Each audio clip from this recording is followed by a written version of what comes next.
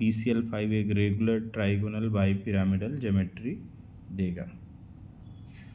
PCl5 molecule में दो तरह के बॉन्ड हो गए, दो PCl आपके एक्सियल होते हैं, 3 इक्विटोरियल। इसका एविडेंस ये है बेटा कि अगर हम PCl5 मॉलिक्यूल को हीट करते हैं तो जो वीकर बॉन्ड होंगे वो बाहर निकल जाते हैं। ये PCl3 और Cl2 दो क्लोरीन बाहर निकल जाते हैं गैस के फॉर्म में। तो इस बात का एविडेंस है कि PCl5 में दो तरह के बॉन्ड होते हैं और दोनों बॉन्ड एक दूसरे के अपोजिट नेचर के होते हैं।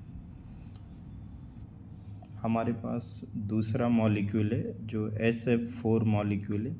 हमें पता है SF4 मॉलिक्यूल का अगर बॉन्ड लाइन स्ट्रक्चर बनाते हैं या लुईस डॉट स्ट्रक्चर बनाते हैं तो there is 6 electron in outermost shell of the sulphur atom. That means sulphur की वैलेंसी 6 होती है।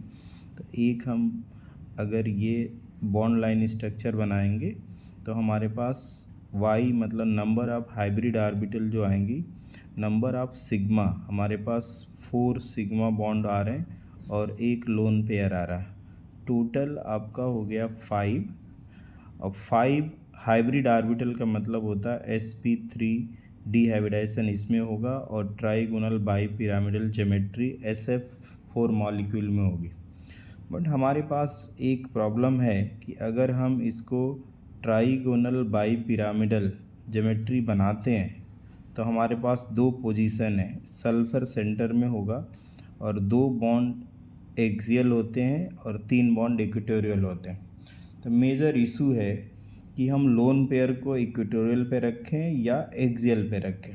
इसके लिए हमें बेंट रूल का हेल्प लेना पड़ेगा और बेंट रूल ये कहता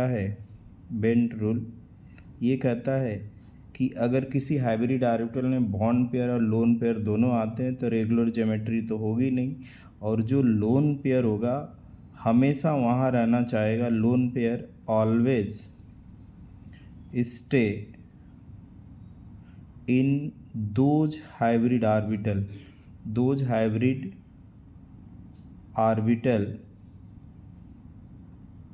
हैविंग मोर एस